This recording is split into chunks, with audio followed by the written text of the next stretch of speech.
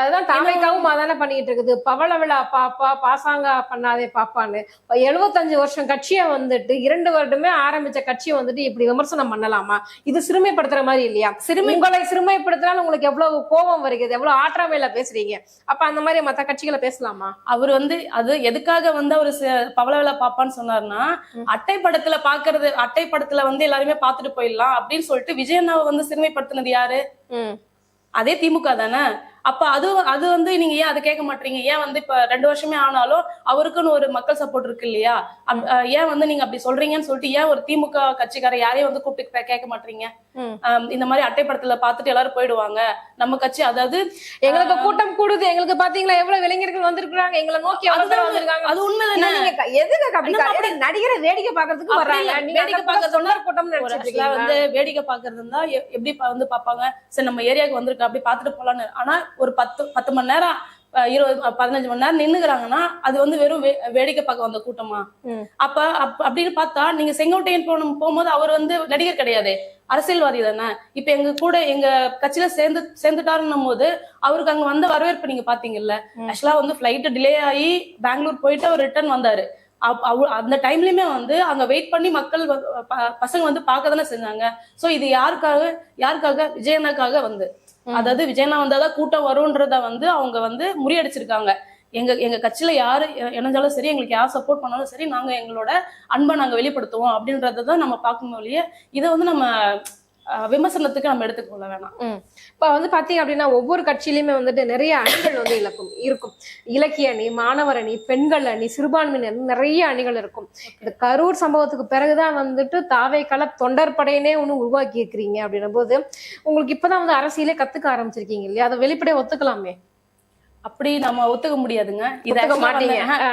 அதாவது இது வந்து கூடுதல் நம்ம இன்னும் பாதுகாப்பா இருக்கணும்ன்றதுக்காக தான் வந்து அந்த ஆரம்பத்துல இருந்தே அதான் தொண்டரணி நம்ம வந்து தொண்டரணிய வந்து நம்ம எப்படி சொல்றது, நாங்க இதெல்லாம் வச்சிருக்கோம் அப்படின்றதுக்காக எல்லாம் கிடையாது. இது வந்து ஒரு இஷ்யூ ஆயிடுச்சு.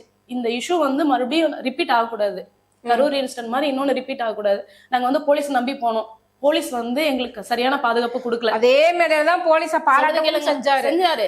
அதே மேடையில தான் வந்து லாஸ்டா போலீஸ் எல்லாம் இருக்கீங்களா இல்லையா அப்படின்னு கேட்டாரு. அதையும் நீங்க வந்து எடுத்துக்கணும். அவர் வந்து ஃபர்ஸ்ட் வந்ததுமே வந்து போலீஸ பாராட்டும் போது நீங்க எடுத்துக்கிறீங்க. அதே மேடையிலே வந்து அவர் சொன்னார், என்ன சொல்ற, போலீஸ்ல அங்க இருக்கீங்களா, பாதுகாப்பு கொடுங்க, மக்கள் தாங்க எஜமானர்கள் அப்படின்னு அவர் சொன்னாரு. அதையும் எங்கேயுமே பேச மாட்டீங்க. அதையும் அவர் வந்து அங்க மென்ஷன் பண்ணிட்டு தானே போனாரு.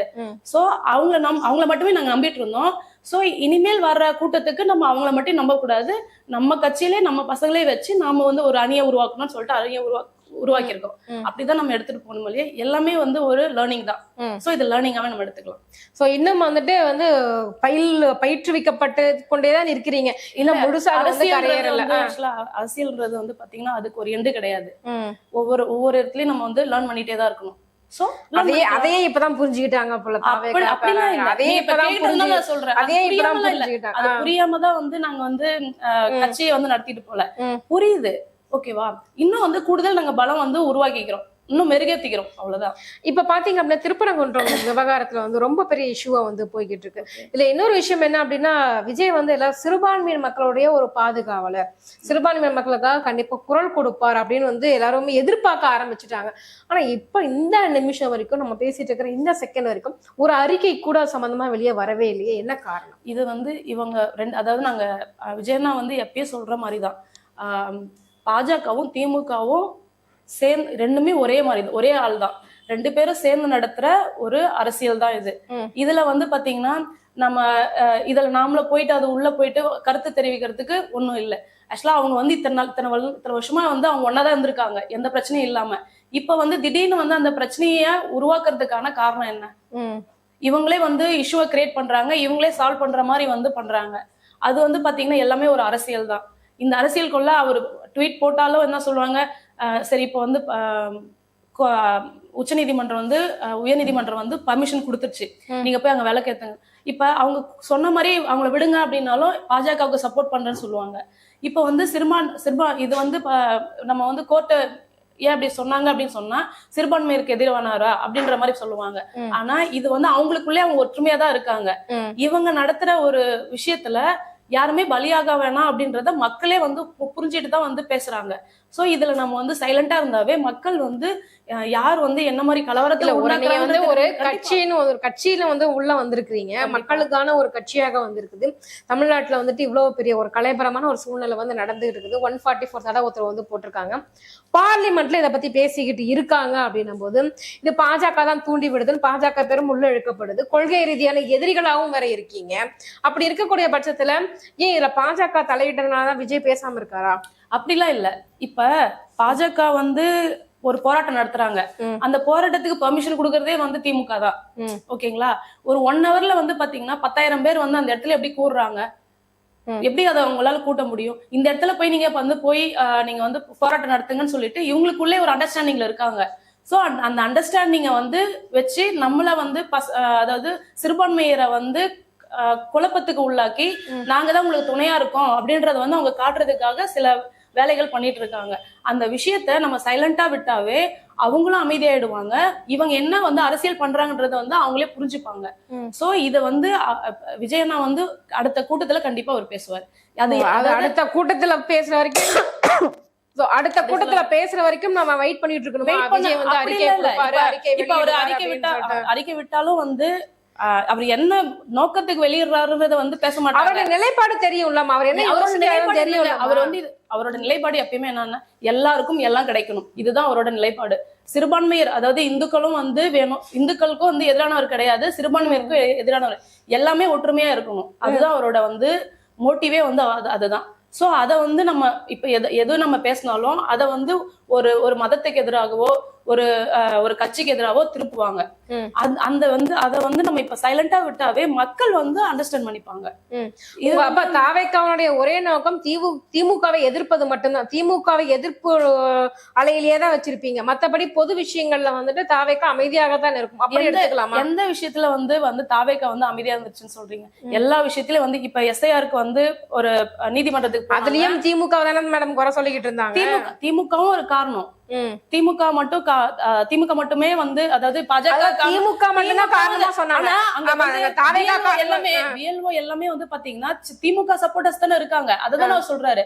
இப்ப அது வந்து நம்ம அவர் வந்து போராட்டம் நடத்தினாங்க, மெயினா வந்து கோர்ட்டுக்கு போயிட்டு இப்ப என்ன சொல்றாங்க, பிஎல்ஓக்களே என்ன சொல்றாங்க, எங்களுக்கு வந்து அந்த எங்களுக்கு வந்து ப்ரெஷரா இருக்கு இந்த வேலை எல்லாம், எங்களுக்கு வந்து ஒரு கூடுதல் வந்து பிஎல்ஓக்கள் போடாம கொஞ்சம் பேரை வச்சுட்டு எங்களால வந்து ஒர்க் பண்ண முடியலன்னு சொல்லிட்டு அவங்களே வந்து ரொம்ப கஷ்டப்பட்டாங்க. இப்ப அத விஷயமா வந்து இன்னும் கூடுதல் பிஎல்ஓக்கள் போட்டா அந்த பணி வந்து இன்னும் கொஞ்சம் வந்து நிறைய பேருக்கு வந்து ரீச் ஆகும். நிறைய இடத்துல வந்து பாத்தீங்கன்னா இதுவே குடுக்கல, எஸ்ஐஆர் ஃபார்மே கொடுக்கல. சோ இது வந்து கூடுதலா போட்டோம்னா அந்த பணிச்சுமை வந்து குறையும் அப்படின்றத வந்து எதிர்த்து வந்து போட்டதுல வந்து இப்ப வந்து உச்சநீதிமன்றமே வந்து பர்மிஷன் கொடுத்துருக்காங்க, கூடுதல் பிஎல்ஓக்கள் போடுங்க அப்படின்னு சொல்லிட்டு தாவேக்காவோட மனு வந்து முடித்து வைக்கப்பட்டதுன்னு சொல்லிட்டு சொல்லியிருக்காங்க. சோ நம்ம இது எது ஒண்ணுமே வந்து அவர் எப்படின்னா எஸ்ஐஆர் படிவத்திலேயே கூட பாத்தீங்க அப்படின்னா தாவேக்கா ஆட்கள் அப்படின்னு தெரிஞ்சதுமே பாத்தீங்க அப்படின்னா எஸ்ஐஆர் ஃபார்ம் கூட கொடுக்க மாட்டேங்கிறாங்க எங்களுக்கு, இது முழுக்க முழுக்க திமுகவோட சதிதான் அப்படின்றாரு. இது இப்ப அதாவது எல்லா ஏரியாலயும் எஸ்ஐஆர் கொண்டு வந்தது பாஜக, இதுல திமுகவோட சதி எங்க இருக்கு புரியலையே. திமுகவோட சதியும் இருக்கு, அத நம்ம வந்து நம்ம டீப்பா பார்த்தாதான் நமக்கு தெரியும். ஏரியால போய் பார்த்தாதான் நமக்கு தெரியும். அதாவது இந்த ரிப்போர்ட் எல்லாமே வந்து பாத்தீங்கன்னா திமுக அந்த கட்சிக்கு தான் வந்து அந்த ரிப்போர்ட் எடுத்துட்டு போய் கொடுக்குறாங்க, எஸ்ஐஆர் ஃபார்ம்ஸ் எல்லாமே. சோ அது வந்து பாத்தீங்கன்னா இதுல வந்து திமுகவும் இருக்கு அப்படின்றதான் வந்து நம்ம யோசிச்சோம்னா அதுதான் உண்மை. அது வந்து உங்களுக்கு வந்து போக போக புரியும். ஒவ்வொரு விஷயத்திலயும் வந்து அவங்களோட அதாவது அவங்களோட இது இல்லாம துணை இல்லாம எதுவுமே நடக்கல, அதுதான் உண்மை. சோ திமுகவுடைய ஆதரவுனாலதான் வந்துட்டு எஸ்ஐஆர் உள்ள வந்திருக்கு இல்லையா? கண்டிப்பா அதனாலதான் வந்திருக்குது. அவங்களும் ஒரு காரணம் சொல்ல வர, திமுகவும் ஒரு காரணம். இப்ப மத்திய அரசுக்கு இதுல பங்கு கிடையாது. மத்திய அரசுக்கு பங்கு இல்ல நம்ம சொல்ல முடியாதுங்க. ஆக்சுவலா வந்து என்ன புரியல அப்படின்னா சொல்றது கேளுங்க, திமுகவை விமர்சிக்கிற அளவுக்கு எஸ்ஐஆர் அதாவது அவர் வந்து எல்லா இடத்துலயும் வந்து பாஜகவை சிஏக்கு வந்து அவர் எதிர்த்து வந்து போட்டிருக்காரு. இந்த இது வந்து சிஏ அதாவது சிறுபான்மையருக்கு எதிராக வந்து இந்த சட்டம் இருக்கு அப்படின்றத வந்து சொன்னது யாரு, போராட்டம் நடத்துறது யாரு, தாவேக்கா தானே. எப்படி வந்து நீங்க வந்து பாஜகவுக்கு வந்து அவர் வந்து ஒரு விதமாவும் திமுகவுக்கு ஒரு விதமாவும் வந்து பேசுறாரு நீங்க வந்து சொல்றீங்க? அப்படிலாம் கிடையாது. யாரு தப்பா வந்து நடந்தாலும், யார் ஆட்சி தப்பா இருந்தாலும் அதை வந்து அவர் எதிர்த்து கேட்கதான் செய்யறாரு. நீங்க வந்து வெறும் அவர் பேசுறது மட்டும் தான் பாக்குறோம் இல்லையா, அதுல இருக்கிற அர்த்தம் என்னன்றது நம்ம புரிஞ்சுக்கணும். புரிஞ்சிட்டாதான் வந்து அவர் அதை பத்தி பேசினா நமக்கு வந்து நல்லா இருக்கும் இல்லையா, இதையே அப்படி பேசல, இதையே அப்படி பண்ணாரு அப்படின்றத வந்து இது வந்து வாதத்துக்கு வேணா வந்து கரெக்டா இருக்கும். ஓகேங்களா? ஏன்னா ஆனா இது ஒவ்வொரு வந்து ஒரு மேடையிலுமே தீர்வு கொண்டு வராதுங்க. கரூர் சம்பவத்துக்கு பிறகு பாத்தீங்க அப்படின்னா ஒரு பாஜகவை விமர்சிக்கிறதையே வந்து குறைச்சுக்கிட்டாரு அப்படின்ற ஒரு பேச்சு இருக்கே. கண்டிப்பா இல்ல. அப்படி பார்த்தா நாங்க போய் இப்ப பாஜக எங்களை வந்து கூப்பிட்டாங்கல்ல, காஞ்சிபுரத்துல நடந்த அந்த மீட்டிங்ல கூட பாத்தீங்க அப்படின்னா பாஜகவை பெரிய அளவுல விமர்சிக்கவே இல்லை. அவர் திமுகவை மட்டும்தான் அவர் குறி வச்சு தாக்கிக்கிட்டு இருந்தார். என்ன காரணம்? விஜயாவிடம் விஜய் அவர்கள் காஞ்சிபுரத்துல வந்து அப்படிலாம் கிடையாது. காஞ்சிபுரத்துல என்ன இஷ்யூன்றத அவர் பேசியிருக்காரு. அங்க வந்து பாத்தீங்கன்னா மணல் கொள்ளை அது எல்லாத்தையுமே அவர் பேசியிருக்காரு. ஓகேங்களா? இப்ப திமுகல வந்து பாத்தீங்கன்னா இப்ப நிறைய வந்து ஊழல் நடக்குது. இப்ப 4000 கோடி வந்து மணல் கொள்ளையிலே வந்து 4000 கோடி வந்து அவங்க இது பண்ணிருக்காங்க, மோசம் பண்ணிருக்காங்க. சோ அதெல்லாம் அவர் வந்து பேசதான் செய்யறாரு. இப்ப வந்து நமக்கு வந்து கரண்டா இஷ்யூ வந்து இந்த டைமுக்கு வந்து எந்த இஷ்யூ பேசணுமோ அததான் அவர் பேசிருக்காரு. அங்க வந்து மெயினா யார் இருக்காங்க? திமுகவோட பலம் தான் இருக்கு. சோ அங்க யார் தப்பு பண்றாங்க? அதை வந்துதான் அவர் வந்து மென்ஷன் பண்ணி பேசிருக்காரு ஒழிய மத்தபடி வந்து பாஜகவுக்கு எந்த இடத்துலயும் வந்து அவர் சப்போர்ட்டா இல்ல. அதை வந்து நீங்க புரிஞ்சுக்கணும். எல்லா இடத்துலயும் வந்து பாஜகவுக்கு வந்து சப்போர்ட்டாவும் வந்து திமுகவுக்கு வந்து அப்போசாவும் பேசுற மாதிரி வந்து நீங்க இது பண்ணிக்க வேணாம். அவர் வந்து ரெண்டு பேருமே எதிர்த்துதான் வந்து அவர் வந்து இதுக்கே வந்திருக்காரு. அவரு அனௌன்ஸ் பண்ணிட்டு தான் வந்திருக்காரு. நான் வந்து பாஜகவுக்கும் திமுகவுக்கும் எதிர்த்துதான் வந்து நான் வந்து அரசியலே வந்து ஸ்டார்ட் பண்ணிருக்கேன் அப்படின்னு சொல்லிட்டு. அப்படின்னும் போது ரெண்டு பேருமே வந்து எந்தெந்த டைம்ல எதிர்க்கணுமோ அந்தந்த டைம்ல கண்டிப்பா எதிர்க்கதான் செய்யறாரு. அதே மாதிரி பாத்தீங்க அப்படின்னா காஞ்சிபுரத்தில் நடந்த அந்த மீட்டிங்ல பாத்தீங்க அப்படின்னா இலவசம்ன்றது குறிப்பிடல, எல்லாத்துக்கும் வீடு உண்டு, பைக் எல்லாம் வரணும் அப்படின்ற மாதிரி விஷயங்கள்லாம் அவர் சொல்லியிருக்கிறாரு. இது இலவசத்தை எதிர்த்து வந்து நிறைய இடங்கள்ல பேசின தாவேக்காவே இப்ப இலவசம் மாதிரி ஒரு விஷயத்த வந்து அறிமுகப்படுத்துறீங்க. இலவசம்ன்றது அவர் மென்ஷன் பண்ணவே கிடையாது. அதாவது நீங்க அதாவது எல்லார் வீட்லயும் வந்து கார் இருக்கணும், ஆனா மெயினா பைக் இருக்கணும். அதுக்கான உங்களுக்கு வழிவகையே நான் செஞ்சு தருவேன், உங்களோட பொருளாதாரத்தை நான் உயர்த்துவேன் அப்படின்றதான் அவர் வந்து சொல்ல வர்ற வழியா. உங்களுக்கு எங்கேயுமே வந்து நான் இதை வந்து இலவசமா உங்களுக்கு தரேன், உங்க வீட்டுக்கு பைக் தரேன் அப்படின்னு வந்து அவர் எங்கேயுமே வந்து மென்ஷன் பண்ண கிடையாது. அதாவது ஒரு வீட்டுல வந்து பட்டதாரி எல்லாருமே படிச்சிருக்கணும், மினிமம் வந்து டிகிரி படிச்சிருக்கணும். அந்த பட்டதாரியில ஒருத்தருக்கு வந்து நிரந்தர வேலை இருக்கணும் அந்த வீட்டுல வந்து ஒருத்தருக்கு. எல்லாமே கலைஞரே அப்பவே கொண்டு வந்துட்டாரு. முதல்நிலை பட்டதாரிகளுக்கு பாத்தீங்க அப்படின்னா எவ்வளவு பேர் அந்த மாதிரி எத்தனை பேர் வெளியே வந்திருக்காங்க முதல்நிலை பட்டதாரிகள். வந்து ஏன் வந்து இவ்வளவு வந்து இஷ்யூ ஆகுது? என்ன இஷ்யூ ஆச்சு? இப்ப எல்லாமே வந்து இப்ப கையேந்திர நிலைமையில தானே வச்சிருக்காங்க. யார்கிட்ட யார்கிட்ட கையேந்தலன்னு சொல்றீங்க? யாருமே எந்த பிரச்சனையும் இல்லாம இருக்காங்கன்னு சொல்றீங்களா நீங்க? என்ன ஏப்ரல் என்ன பிரச்சனை இருக்குன்னு நினைக்கிறீங்க மேடம்? என்ன பிரச்சனை இல்லன்னு நீங்க சொல்றீங்க? எத்தனை பேர் வந்து கவர்மெண்ட் வேலையில இப்ப படிச்சுட்டு எத்தனை பேர் கவர்மெண்ட் வேலையில இருக்காங்க நீங்க சொல்லுங்க மேடம். கவர்மெண்ட் வேலை எல்லாருக்கும் கிடைச்சிடும் நினைக்கிறீங்க? எல்லாருக்கும் கிடைச்சிடும் இல்ல, படிச்சு நல்லா படிச்சவங்களே வந்து இப்ப அவங்களுக்கு என்ன வேலை வேணுமோ அதையே வந்து தராம தானே இருக்காங்க. அததான் ஒரு உயர்த்தி தருவேன்னு இல்லையா? அதாவது நீங்க வந்து இலவசம் இது உங்களுக்கு மாசம் மாசம் வந்து இந்த காசு தரேன் அப்படின்னு நான் சொல்லாம உங்களுக்கு நீங்களே வந்து நீங்க சம்பாதிச்சிருக்க அளவுக்கு நான் வந்து பொருளாதாரத்தை உயர்த்தி தருவேன் அப்படின்னு சொல்லியிருக்காரு. எந்த இடத்துலயுமே வந்து நான் வந்து இதை இலவசமா தரேன் அப்படின்றத வந்து அவர் மென்ஷன் பண்ணவே கிடையாது. பாப்போம் அவர் வந்தாருன்னா எந்த மாதிரி பொருளாதாரத்தை உயர்த்துவாருன்றத நம்ம பாக்கலாம். அப்ப வந்து கேள்வி கேட்கலாம், நீங்க இதை சொன்னீங்களே ஏன் செய்யலன்னு சொல்லிட்டு கேட்கலாம். சொன்னதுமே வந்து இது அப்படி சொல்லிட்டாருன்னு சொல்றது இல்லையே. நீங்க ஓட்டு போடுங்க, ஓட்டு போடி ஒரு டைம் வந்து எங்களுக்கு சான்ஸ் கொடுங்க, நாங்க வந்து எந்த அளவுக்கு பண்றோன்றத பாத்துட்டு நீங்க அப்ப கேள்வி கேளுங்க. நீங்க இதெல்லாம் சொன்னீங்கல்ல, லிஸ்ட் போடுங்க, இதெல்லாம் நீங்க சொன்னீங்கல்ல, ஏன் அதை பண்ணலன்னு சொல்லிட்டு நீங்க கேளுங்க. அப்ப நாங்க வந்து ஆன்சர் பண்றோம். ஆமாங்க நாங்க இதை பண்ணிருக்கோம், அதை பண்ணிருக்கோம் நாங்க சொல்றோம். நாங்க வந்து இப்ப சொல்லதான் முடியும், நாங்க இதை பண்றோன்றத சொல்லதான் முடியும். அதை வந்து மக்கள் புரிஞ்சுக்கிட்டு எங்களுக்கு சப்போர்ட் பண்ணாங்கன்னா அவங்களுக்கான வாழ்வாதாரத்தை நாங்க உயர்த்தத்துக்கு என்ன பண்ணணுமோ அதை வந்து அண்ணா கண்டிப்பா பண்ணுவாரு. இதுல பாத்தீங்க அப்படின்னா காங்கிரஸ் கூட சமீபத்துல வந்துட்டு ஏதோ கூட்டணி பேச்சுவார்த்தை நடந்துகிட்டு இருக்கிறதா சொல்லிட்டு இருக்காங்க. அது எந்த அளவுக்கு? பிரவீன் சக்கரவர்த்தி அவர் வந்து நேத்து வந்து பாத்திருக்காரு. அவருமே சொல்லியிருக்காரு, ஆமா பார்த்து நான் மீட் பண்ணி பேசுனேன். தாவேக தலைவர் விஜய் வந்து அவரை நாங்க பார்த்து பேசியிருக்கோம். இது வந்து அரசியல் ரீதியாக தான் பார்த்திருக்கோம். ஆனா அது என்னன்றத வந்து நாங்க வந்து இப்ப சொல்ல முடியாது அப்படின்னு அவரே வந்து சொல்லியிருக்காரு. சோ நம்ம அவங்க என்ன சொல்றாங்கன்றத நம்ம வெயிட் பண்ணி தான் பார்க்கணும். சோ கூடிய விரைவில் ஏதோ ஒரு பெரிய விஷயத்தை எதிர்பார்க்கலாம் எலெக்ஷனுக்குள்ளார. கண்டிப்பா பார்க்கலாம். கண்டிப்பா.